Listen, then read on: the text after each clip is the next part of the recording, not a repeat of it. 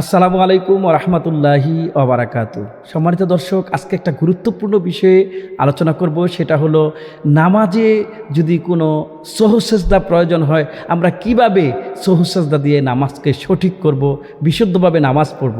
আমরা অনেক সময় বিভিন্ন ভুলের কারণে আমাদের নামাজ অনেক সময় বাতিল হয়ে যায়, আবার অনেক সময় সহজ সেজদা দিলেও চলে।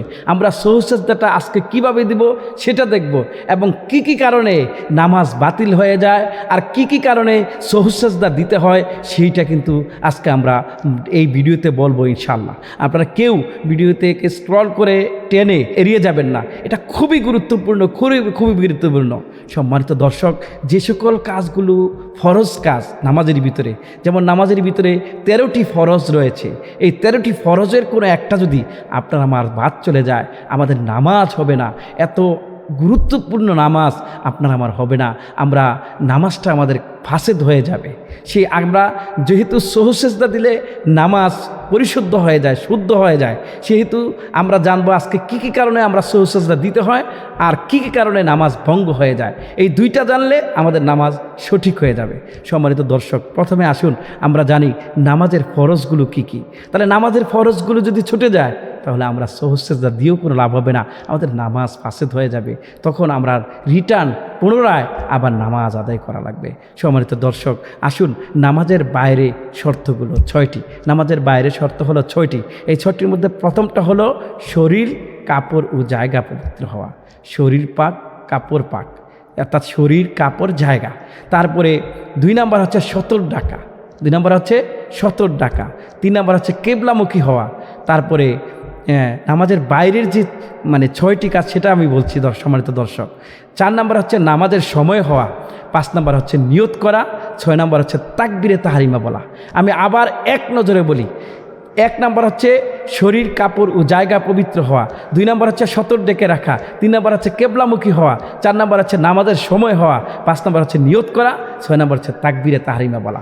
এই 6টার কোনো একটা যদি আপনার আমার বাদ হয়ে যায়, তাহলে কিন্তু আমার নামাজ হবে না, নামাজ ফাসেদ হয়ে যাবে। সম্মানিত দর্শক, নামাজের ভিতরের ফরজগুলো আমরা যেগুলোকে আরকান বলে থাকি, আর বাহিরেরগুলোকে আহকাম বলে থাকি। আরকানগুলো হলো দাঁড়িয়ে নামাজ পড়া 1 নম্বরে, দাঁড়িয়ে নামাজ পড়া 2 নম্বরে, কেরাত পড়া 3 নম্বরে, রুকু করা 4 নম্বরে, সিজদা করা 5 নম্বরে, শেষ বৈঠক। এই কাজগুলো হচ্ছে, এরপরে শেষ বৈঠকে, আখিরি বৈঠকে তাশাহুদ পরিমাণ বসা, এটা হচ্ছে, এই কাজগুলো হচ্ছে ফরজ। আজকের ভিডিওতে যেই কাজগুলো করলে নামাজ ফাসেদ হয়ে যাবে না, সহজ সেজদা দেয়া লাগবে। এই সহজ সেজদা কি কি কাজের কারণে আমাদেরকে সহজ সেজদা দিতে হয়, এটা যদি আমরা না জানি, কখন আমরা কিভাবে সহজ সেজদা দিব? যখন আমরা বুঝতে পারবো যে নামাজের ওয়াজিব ছুটেছে, তাহলে ওয়াজিব ছুটে গেলে আমরা সহজ সেজদা দিব। সহজ সেজদা দিলে নামাজ সহি হয়ে যাবে। আমরা আপনাদেরকে শিখাবো আজকে কিভাবে আমরা 2টি সেজদা দিতে পারি, সহজ সেজদা দিতে পারি। ইচ্ছাকৃতভাবে না করলে নামাজ পুনরায় হতে হবে, অথবা সাহু সেজদা দিতে হবে। আপনি যদি সাহু সেজদা দেন, নামাজ হবে। আর যদি এই ভুলগুলো হয়, নামাজের ভিতরে সাহু সেজদা না দিয়ে থাকেন, তাহলে কিন্তু আপনার নামাজ হবে না।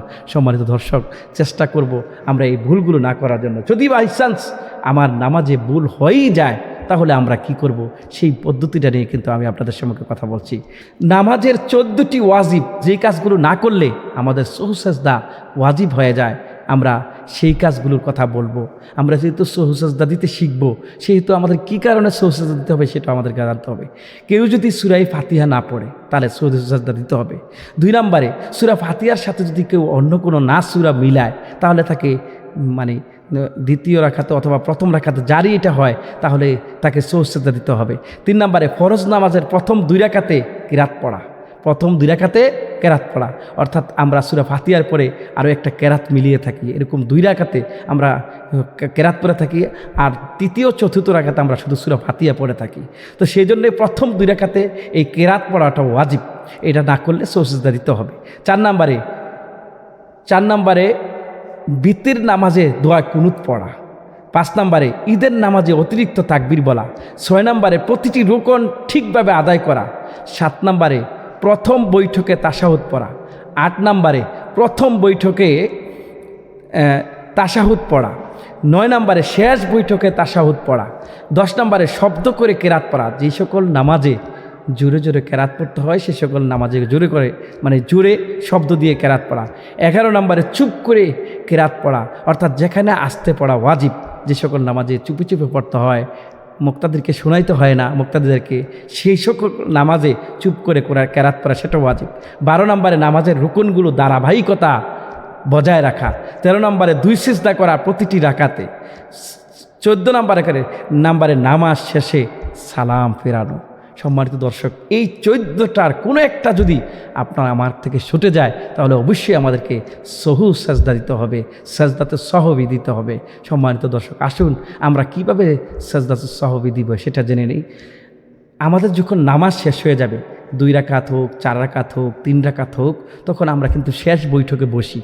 আমরা শেষ বৈঠকে বসে আমরা যখন তাশাহুদ শেষ করব, তখন আসসালামু আলাইকুম ওয়া রাহমাতুল্লাহ এভাবে বলে ডান দিকে আমরা সালাম ফিরাবো। ডান দিকে সালাম ফিরাই আল্লাহু আকবার, এভাবে আমরা ডান দিকে সালাম ফিরে আমরা আল্লাহু আকবার বলে সিজদায় চলে যাব। প্রথম সিজদা দিব, আমরা তাসবিহ পড়ব, আবার আল্লাহু আকবার বলে আমরা বসবো। বসে আবার একটু সেজদা থেকে উঠে যতটুকু দেরি করা যায় অতটুকু দেরি করে, অথবা আল্লাহুম্মা গফিরলি ওয়ারহামনি ওয়াহদিনি ওয়াআফিনি ওয়ারযুকনি এটা পড়ে তারপরে আবার দ্বিতীয় সেজদা যাব। আবার দ্বিতীয় সেজদা গিয়ে সুবহান রাব্বিয়াল আলা, সুবহান রাব্বিয়াল আলা, সুবহান রাব্বিয়াল আলা সুন্দর করে বলে আবার দ্বিতীয় সেজদাকে মাথা উঠাবো। তারপরে আমরা আবার তাশাহুদ পড়ব, আবার দুরূদ শরীফ পড়ব, তারপরে আমরা দোয়ায়ে মাসুরা পড়ব। এভাবে আমরা আবার ডান দিকে সালাম ফিরাবো শেষ করে আসসালামু আলাইকুম ওয়া রাহমাতুল্লাহ, আসসালামু আলাইকুম ওয়া রাহমাতুল্লাহ। এভাবে আমরা সহু সেজদা দিব। ওয়াজিব ছুটে গেলে আমরা এইভাবে সহু সেজদা দিয়ে আমাদের নামাজ আদায় হয়ে যাবে। আর যদি ওয়াজিব ছুটে না দিয়ে যদি ফরজ ছুটে যায় তাহলে আমাদেরকে অবশ্যই নামাজ আবার পুনরায় পড়তে হবে। আর যদি নামাজের ভিতরে কোনো সুন্নত ছুটে যায়, সুন্নতের জন্য সহু সেজদা দেওয়া লাগবে না, নামাজ পুনরায় পড়া লাগবে না, হয়ে যাবে নামাজ। সুন্নত আদায় করলে যে সওয়াব হতো সেই সওয়াবটা আমাদের হবে না। সুতরাং আমরা যদি ওয়াজিব ছুটে যায় সহু সেজদা দেব, আর যদি ওয়াজিব না ছুটে যায়, ফরজ ছুটে যায়, তাহলে আমাদের নামাজ শেষ হয়ে যাবে, নামাজ ফাসেদ হয়ে যাবে, আবার পুনরায় নামাজ পড়তে হবে। আল্লাহ আমাদেরকে সঠিকভাবে নামাজ পড়ার তৌফিক দান করুক।